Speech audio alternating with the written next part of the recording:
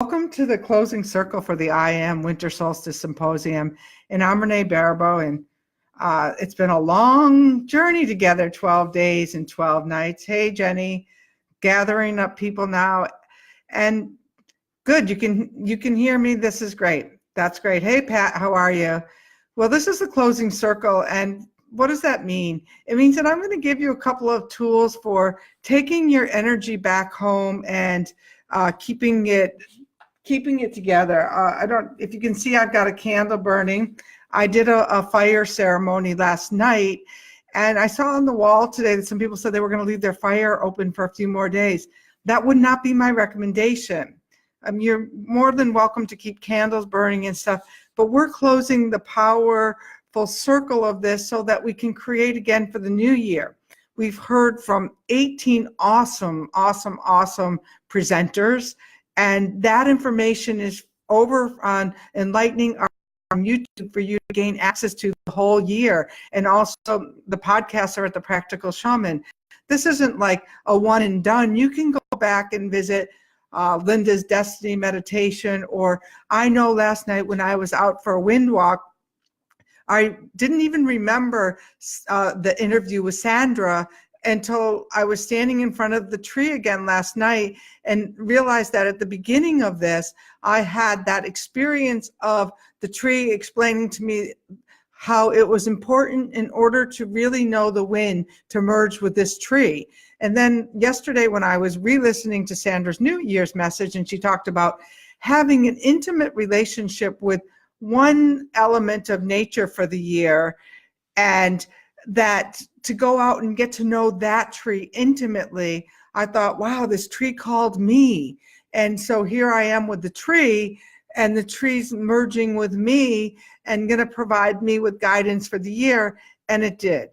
And it was a lot of guidance. One of the things was how to keep this circle strong, how to keep people connected through teaching you how to hold your own communities in your own sacred villages, which are your towns in South Carolina, North Carolina. I think we've got people from Michigan watching.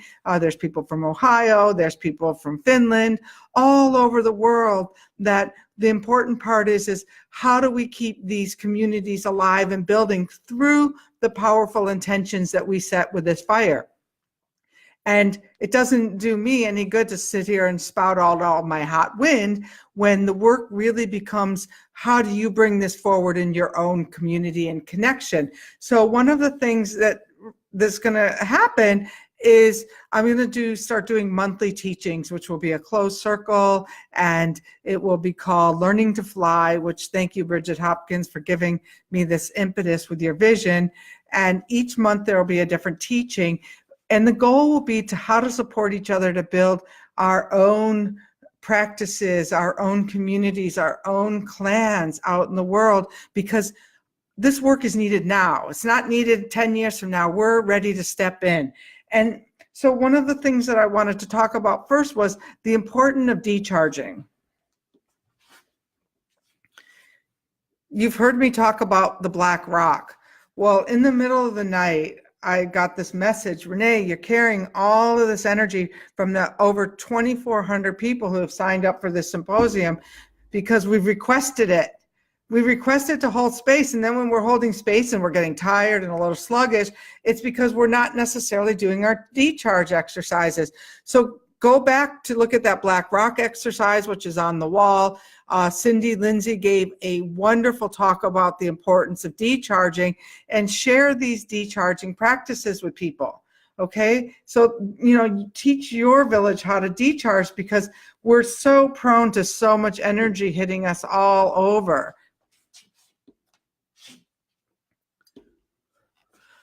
Sorry, I moved the table so to be adjusted. Now all my props are way down the road. And so the other one is say you're going to go on live and do some live things. Well, one of the things that my friend Anka always teaches me is that I need to have salted water behind me. So what do? Every time before I go live, I get some water, I salt it, and for those of you who are herbalists, you could use other things. You put your salted water behind where you're speaking, or a place in your home where energy tends to seep out. We all have those spots. So, you just have to start to become aware of it. And how do you know? Well, you can use your pendulum, you can use your intuition. There's all different kinds of ways that you can roll with this to find out. But I know that I'm speaking, there's really a window behind me, not this lovely forest and plants. And there's a vortex because there's a mountain out there. And it turns out my tree is in direct alignment with my house too. And so I put some water behind me, and then I'll take it afterwards, and I'll go outside and I'll go off my property and I'll throw the water away. That's one thing that I do. Another thing that I do, let me get all my props, is I drink plenty of water myself.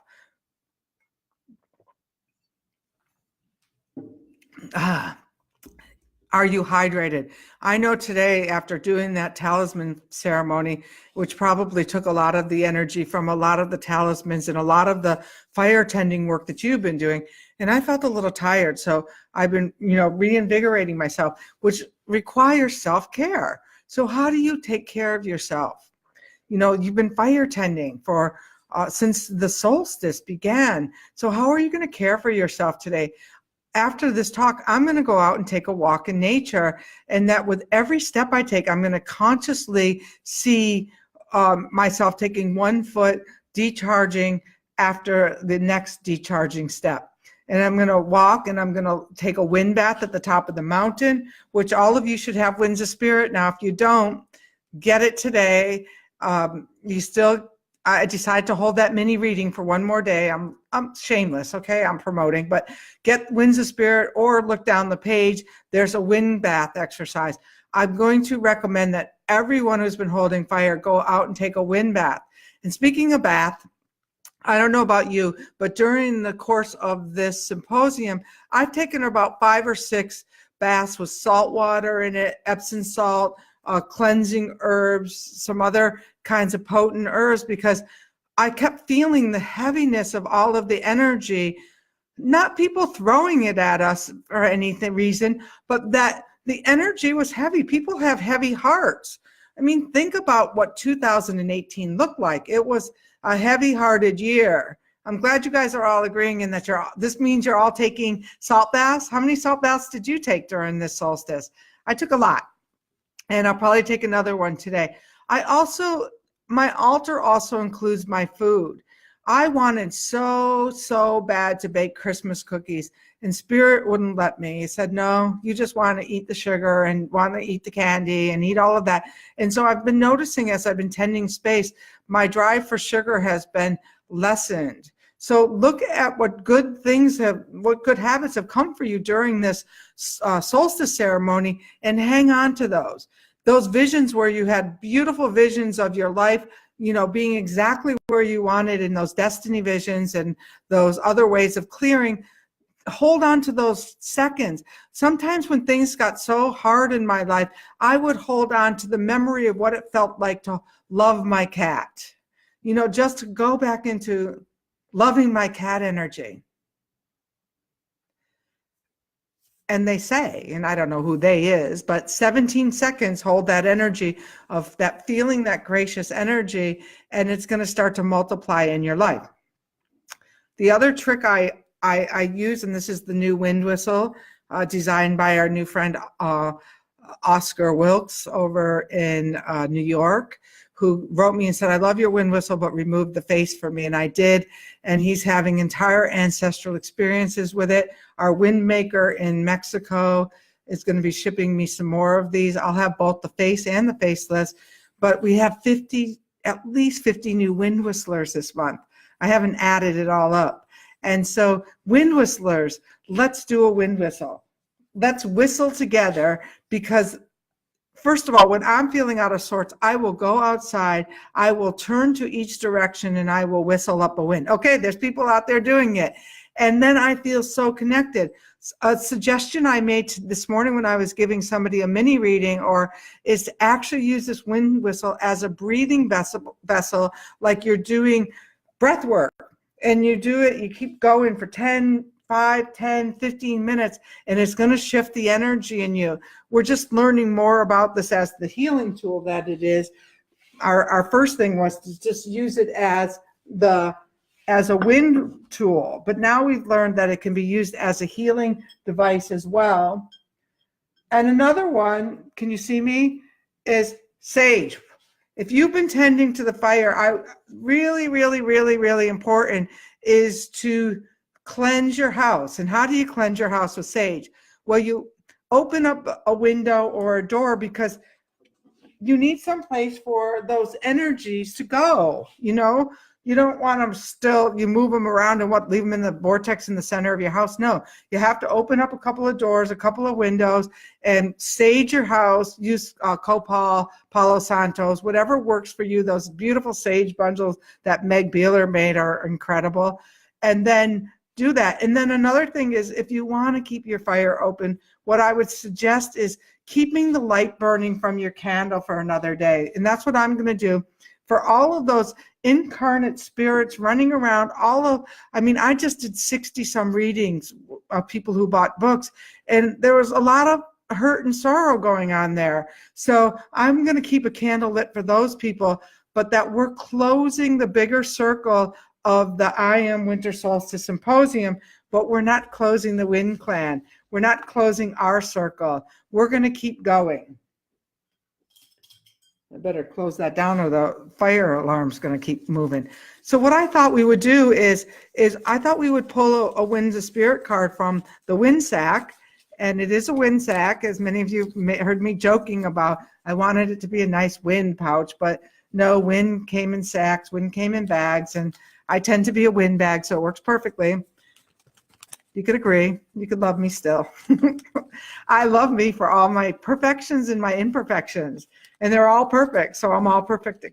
All right, so let's call to the wind that's going to help us set this circle free, so that we can then join together. And for those of you who are really moved by this work, you can join me in the Learn to Fly program, which I will be sending out really soon. Wow, we got 2 cards. And I'm going to stick with it because look at, they were glued together. So there's 2 cards and you can use which one that feels resonant. Very interesting. What the card we've got for closing up the circle is Strybog, the wind of dispersal. And I think I put a little note from Strybog on the wall this week. So we're going to disperse the gifts that have been given to us. And then this other one's for us, for holding this circle so tight. We got Tyra Matea, the tempest wind, because we're going to have to roll with the storms that are coming. And what does that mean? It means that as you've been holding space, you possibly picked up some energy that we're hoping that you're going to give back to your wind bath, your water, your sacred bath, your walks, your all of the tools that you're going to do. And we're going to disperse that energy back, which always has the potential of creating a storm.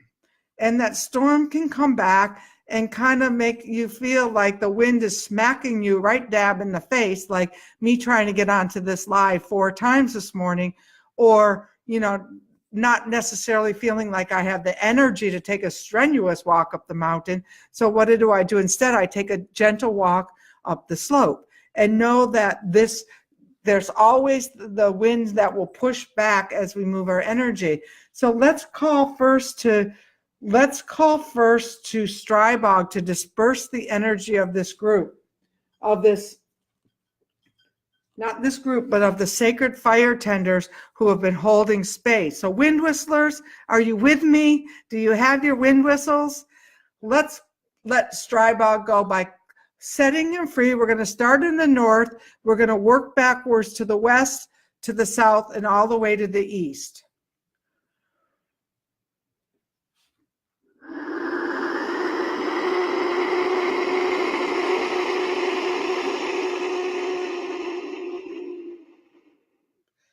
And Strybog is reminding me that as you let the circle free, you get to keep the spiritual gifts.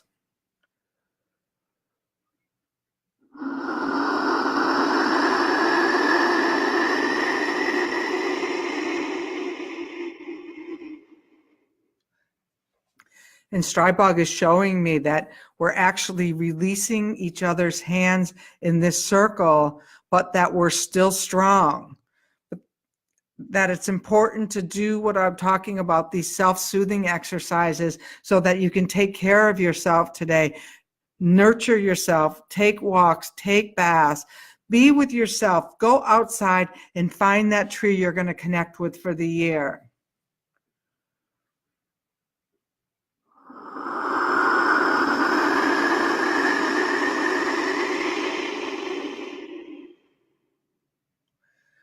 And Strybog is giving us information that as the emotions that will come up from releasing the circle, to be with those emotions, but don't own them.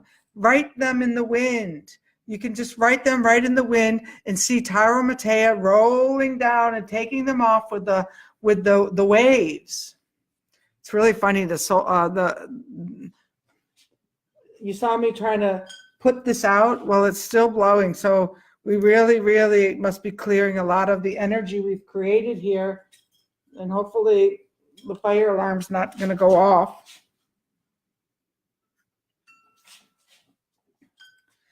And then we're going to let it go to the east, so that as a collective, as a group, as we learn to fly together, we disperse what we've gone so we can start something new.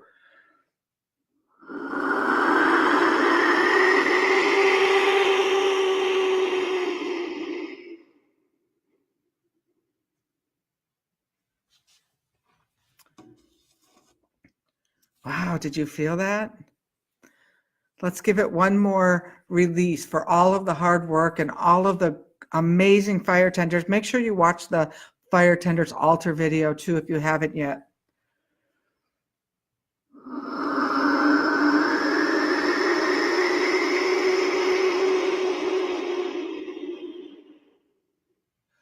And Strybog is reminding me to say thank you to all of the presenters, all of the people who participated in this circle, and a special thanks to all of the fire tenders. All right, are you ready for our closing? We're going to call in Tyra Matea, the tempest wind, that's going to teach us as we move through into 2019 how to roll with the storms. Because we need, as healers, as light workers, we need to not get caught up into the outside of the tornado. We need to remain at the center, that vortex where healing lives, that centered place. So what better way to do it than see yourself on this little journey, paddling through the vast ocean? Because when people found their way to New Zealand, it was over hundreds and thousands of miles of open ocean in outrigger canoes. So let's see ourselves as a clan paddling through the ocean, that we're able to go up and down with the flow of whatever wave is coming our way in 2019. And let's call to Tyra Matea. Yes, you could throw a few more hearts my way.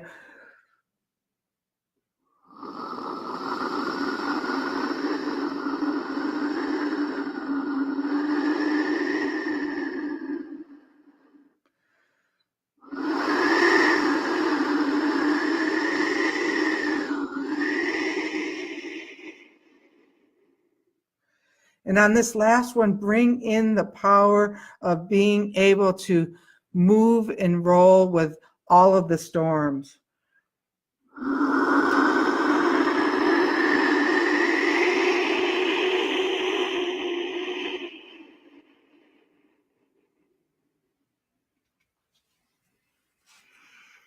Wow. I'm feeling complete. Are you feeling complete? Thank you, fire tenders, for all your dedication and service, and for all of this work of this I Am Winter Solstice Symposium. And I invite you to join me and watch for this information on learning to fly. And if you didn't get your Winds of Spirit yet, make sure you pick up a copy today, because you'll get a mini reading if you send me your receipt to windsofspiritbook@gmail.com. And if you don't have a wind whistle yet, please order yourself a wind whistle. I'm going to keep them on sale for today. Who's mad or who's sad? Or is somebody mad? Well, I guess you could be mad. Thank you for all of the love. And the person who's mad, let that energy go and learn to roll with the storm as we move forward. And I'm Renee, and I'm the Practical Shaman, and I have been so honored to hold this sacred space with you. And aho. And Happy New Year.